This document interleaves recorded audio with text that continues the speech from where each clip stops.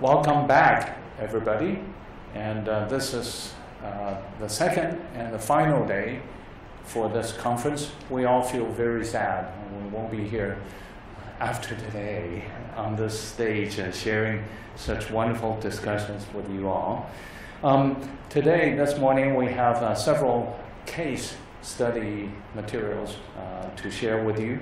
And we have 3 cases, but depending on how it goes, we may or may not go to the 3rd case.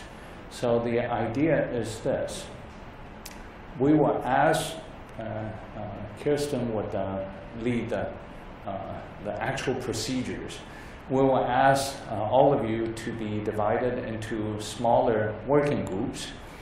And each group would then discuss, for instance, right now we have the first case on the screen. Each group would discuss among the group members, and then you would then select a presenter to present your group discussion summary with the whole audience, with everybody, and then we will be able to actually summarize our overall experience and what we have learned and key points to be shared with you all.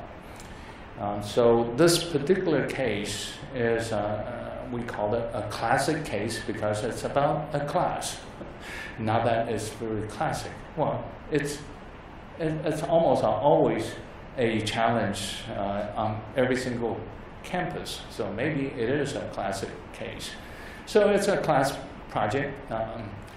Was completed by a group of 3 undergrad students on top of in addition, a self-paid MBA student who's not on any kind of scholarship, but an MBA student, and a PhD student who was on full scholarship.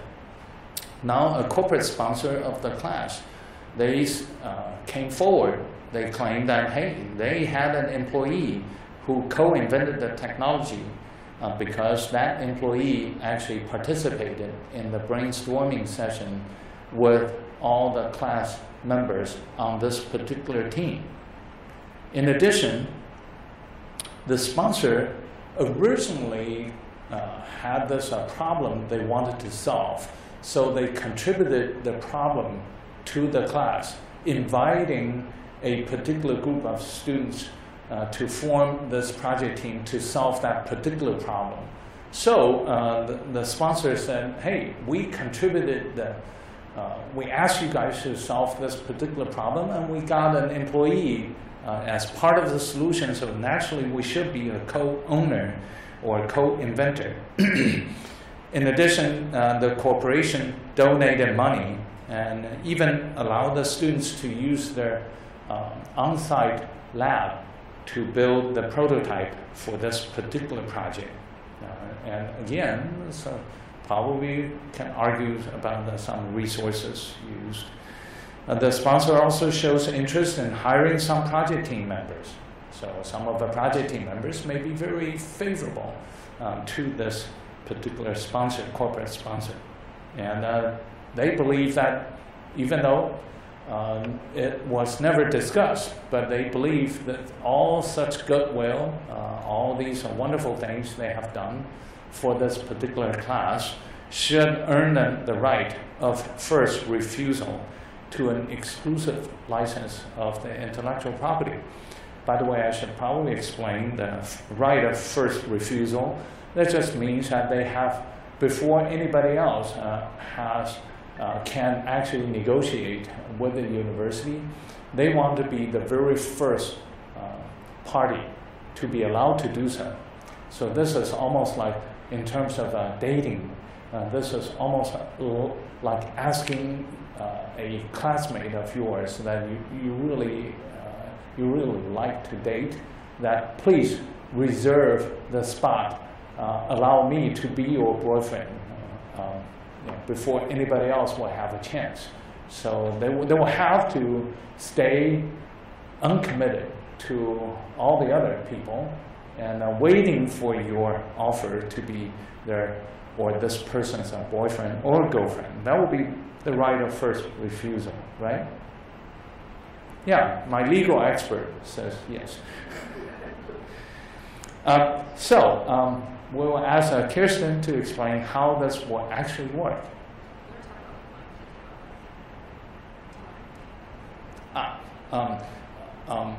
So in terms of what we would like you to come up with at the end of your group discussion, it's probably to talk about how, if you could actually reach a conclusion in terms of how the university should deal with this particular request from this corporate sponsor, that would be great. If you have a conclusion, just share with us.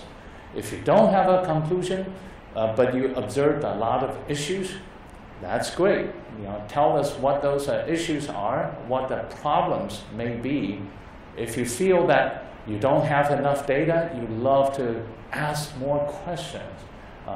For instance, I'm not actually going into the details, but if you feel that there are additional facts you would like to have in order to help you make up your final conclusion or have any solid observation, you know, share those as well. So we're not that particular. There's no right or wrong answer. To be honest, these cases are here because we feel that, you know, it's almost like learning Chinese Kung Fu.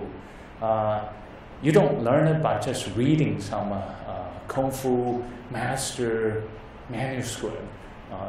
You need to get out there and practice and try to break a brick.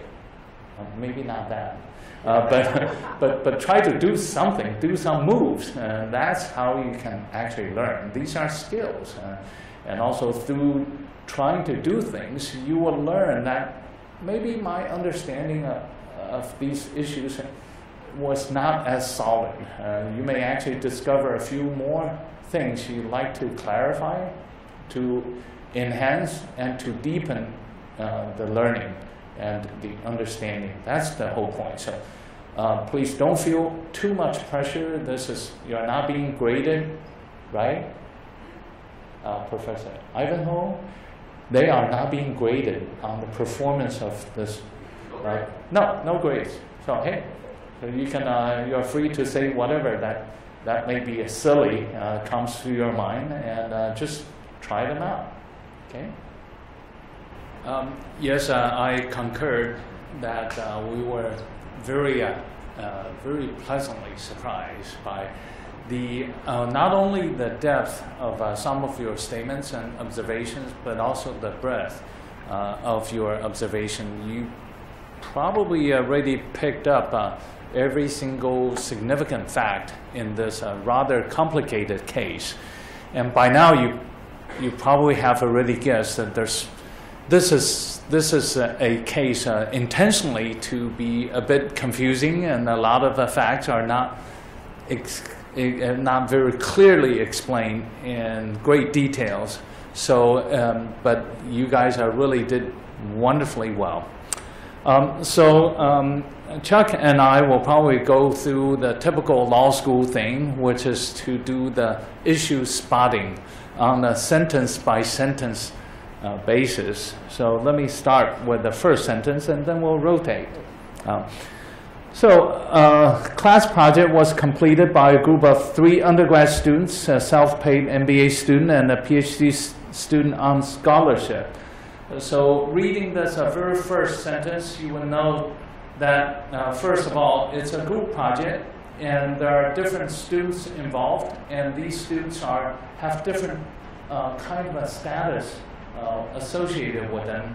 So perhaps you can ask, does the university, we don't know which university, does the university have a very clear policy in terms of how to classify which students should own their own intellectual property and which students would have an obligation to allow the university to be the ultimate owner of the intellectual property. And I can tell you that, for instance, at CityU, we consider the student status, first of all, could be students. And secondly, we only ask the question, is a student fully paid by the university? So at City University, the 3 undergrad students, and the MBA student will probably belong to one group. And the PhD student on scholarship will probably have a legal obligation to assign the IP ownership to the university. But at other schools, I've certainly seen policies that says all graduate students, regardless of your paying status, you're paid by the university or you're paying your own tuition, all graduate students, because they probably expect graduate students to come up with such inventions more frequently, and they don't want to go through all the detailed things. All graduate students will have to assign their intellectual property rights to the university. Another thing you will ask, and some, at least 1 or 2 teams have talked about, is that it's unclear from this fact pattern what kind of intellectual property got generated. If it's copyright, if it's computer software, that probably will first go to the individual creators. And then there's also the question whether or not the copyrighted material was scholarly works. So if it's a purely an entertainment-oriented app, that will be one thing. But if it's related to scholarly works, that might be a different issue. So there are actually quite a bit of facts underneath this very simple case material that you can see that it could get rather complicated. Right. So some additional issues. The PhD students on scholarship. It doesn't state who actually provided the scholarship money. Well, it's sort of implied that the sponsor may have given the scholarship, but it's unclear where the PhD student got the scholarship money.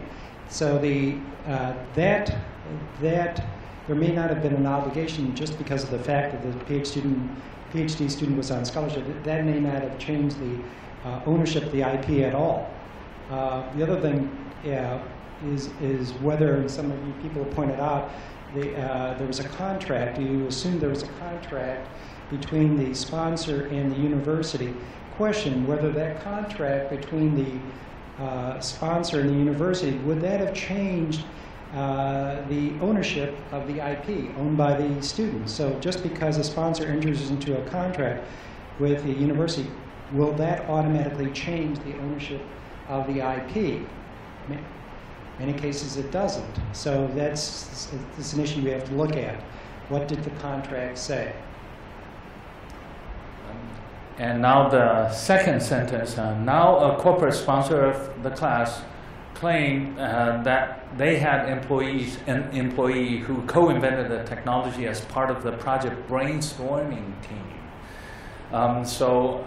Again, almost all teams mentioned that there might be some kind of an underlying contract or pre-existing contract between the corporate sponsor and the university. This is really good for you to recognize. And of course, nobody knows, based on these facts, the details of such a contract. So I'd like to point out, for instance, at Stanford University, there has been enough confusion such that they actually have a very good practice nowadays. They would like to encourage all the sponsors to only donate not to any particular project team, because then it may create some perhaps reasonable expectation that they now own part of that. But one team also mentioned donation money is donation money. After your donation, you're not supposed to have any exchange condition. So the money is gone, and having any expected return would actually change the nature of the donation. It's no longer really donation. I mean, for instance, if you ask some spending money from your parents without specifying what it's for, once you have the money, you should have the free will to use that money as you see fit, right? So the parent would give up their ownership right to that money, and now the money is owned by you, and then you shouldn't have any obligation. That's a very good observation. So it really depends. And a good practice is not to overpromise, not to go into too much specific details. From a university standpoint, you want to protect future intellectual property. Another very interesting, very small hint, and that is very difficult for non-lawyers to pick up, is the fact that this is a brainstorming team. So it doesn't explain whether that employee also participated in the, what's called a reduction to practice. Now, usually in the US and in much of Europe, there is a concept that an invention is a two-step process. Step one is the conceptualization. It's the aha moment. It's, maybe, I don't know why people always use a shower example. Right, because everyone invents in the shower. Yeah. Yeah. Edison. I think at the very least, people who take baths should be equally creative. But people don't mention, soaking in the bathtub. The Romans never invented. Okay. For instance, that aha moment, maybe when you are taking a shower or taking a bath, you have this wonderful breakthrough. But that is only the beginning part. And there is a secondary part that is, you then oftentimes, especially in the old days, most of the inventions were really mechanical inventions. Then somebody will have to build a prototype to prove that it actually works, right? Because sometimes your wonderful ideas may not work in real life at all. So there's this second part called reduction to practice. The second part actually may or may not have anything protectable. If it's a straightforward translation from your concept to the prototype, there may not be any additional value, but it can. Sometimes during the reduction to practice process, the person doing it could also contribute significantly to the overall invention, such that anybody who has significantly contributed to either the conceptualization or to the reduction to practice process can be a co-inventor. And here it says that the employee at least participated in the brainstorming portion, which will probably be good enough for that employee if the contribution is considered significant enough to be a co-inventor. Right. So in this situation, I can guarantee you every sponsor who's involved has a person planted in that team will claim co-inventorship. Guaranteed. This is always an issue. Anytime you have a sponsor and they plant a person, they're always going to claim co-inventorship, because co-inventorship means co-ownership automatically. So they don't need a license any longer. They've got ownership automatically by that status. Now, as you said, the conception, the aha moment, conception is the mental solution to a problem. In the shower, you solve the problem. Now the question is, how do you prove that, in fact, you came up with the solution in the shower? So you have to either write it down in a lab notebook, you have to somehow present evidence that you actually invented it at that time. Or you can tell someone, we've been involved, we've probably all been involved in these cases, you have to tell someone that, aha, I came up with a solution to it. That person then has to corroborate, has to be able to testify, to say, yes, in fact, that person, the person in the shower, told me about the solution at this time. I was standing at that place when I received that information. So there has to be what's called corroboration of that claim of co-inventorship. Without corroboration, without any evidence, there's no co-inventorship. So even though you came up with the solution, without the evidence, there's no way to establish it. So everyone, all sponsors are going to have, or the person in there is going to claim they co-invented. The question is, do they have the evidence to back up that statement? invention. We now know that possibly there's patentable subject matter here, but it still doesn't rule out the fact there's copyrightable subject matter also. It could be a software-enabled device. So we could still have copyright and patentable subject matter here.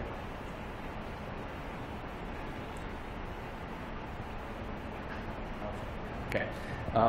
The next sentence, the sponsor has contributed the problem for the project team to solve and donated money and even allowed the students to use the lab to build the prototype. Almost all of you identified, yes, the sponsor therefore has contributed significantly to the creation of the intellectual property. One thing, it was a sort of a trick about this thing, and it's often a real-life question. We get asked the question all the time, so it's really worth explaining, is that a person who presents a problem to be solved is not an inventor. Because the mere suggestion that, hey, here is a tough problem, I need a solution, that is maybe a customer, ultimately maybe a user of the product built on top of the intellectual property, but that person or that organization is not an inventor. Okay, so actually the fact that they have contributed the problem for the project team to solve does not give them any inventor status whatsoever. But they donated the money and even allowed the students to use a lab to build a prototype. If the lab is considered a significant resource, that could actually give them some rights. But again, would that right be a co-inventor right? Probably not. Typically, this will, if it's a patentable invention, this will give them what's called classic shop right, which means that they provided the facilities, therefore they should at least enjoy a free, non-exclusive right to use the invention. And not to own it, but to use it. And they don't have to pay the inventors anything if the resources are really significant enough. And donating the money, many of you very smartly pointed out, you have no idea about the nature of the donation or the sponsorship agreement. Whether or not there's any agreement in writing, you don't know. And also be careful. In the common law jurisdiction, which Hong Kong is in, even a non-written agreement can be formed just by the mutual understanding and a consistent practice over time and the expectation whether or not it's reasonable for either party to expect something in return. So it doesn't always, of course, it's always much, much easier to enforce a contract that is written and signed. When it's a non-written contract, you're pretty much, you have to have a lot of luck to try to enforce that contract, but it's possible.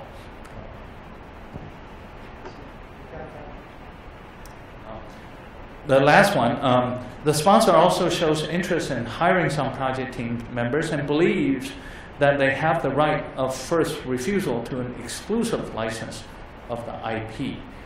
Chuck, you want to comment on that? Yeah, it looks like desperation on the sponsor's part.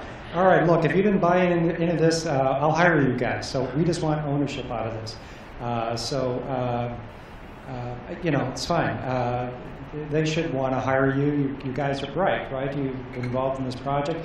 There's something significant came out of it, and they should. If they're rational, they should want to hire you. So that first part of it just flows from what's above. And believes is the operative word here. They're not stating the demanding that they have the right of first refusal. They believe. So just stating a negotiating point. That's simple. This is also a good time to introduce a concept of a co-ownership, because in this particular case, you see several co-owners. And in the real life scenario, this is a very likely jointly owned intellectual property, and where one part will be owned by the university, very likely through this PhD student. And if it's a scholarship arranged through the university, then the university probably has certain co-ownership right through this PhD student. The other group of co-owners will be the undergrad students, and in CityU's case, also the MBA student. That group, 4 students, would also be joint owners. And possibly, if the employee of the corporation can really demonstrate that he or she has contributed significantly to the conceptualization of this IP, that corporation may also become a joint owner, not the employee, because the employee has certainly legal obligation to transfer the ownership to the corporation. So among these 3 groups, so you ask, so what does it mean? You now have 3 groups of co-owners. By patent law, this is very universal. All the joint owners can independently exploit or take advantage of the whole intellectual property right. So, and they don't need to pay the other co-owners anything at all. In other words, the students can actually do a startup. Those are 4 students. Could do a startup on their own, and they could use this intellectual property without paying the university or the corporate sponsor. The corporation can also take advantage of this and build a product, and without having to pay anybody else any money at all. Now, what they cannot have is that none of these co-owners can claim that we're the only party in the world that can practice this technology. In other words, it's not an exclusive right because it's jointly owned, and therefore, for the corporation, they may still be interested in negotiating an exclusive license with the university and with the student co-owner group separately, just so that they can stop any of their competitors from getting access to the same technology. So that is a very important concept, and that's joint ownership and versus the right to use. Right, and so that concerns the patent rights, or the rights to the patentable subject matter.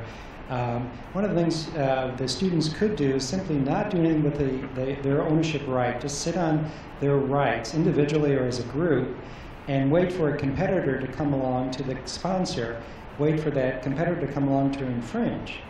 And then they can then sell their interest right to that competitor to get out of an infringement case. So that could become very, very valuable for those students, just to sit on that right until they see a lawsuit filed. Then they would contact the defendant and say, hey, we've got this right. You may want to take a look at this, and you could get out of jail free with it. Well, not for free, for a lot of money. Just pay us for that. So you don't necessarily, you can exploit it a different way, just by sitting on your right.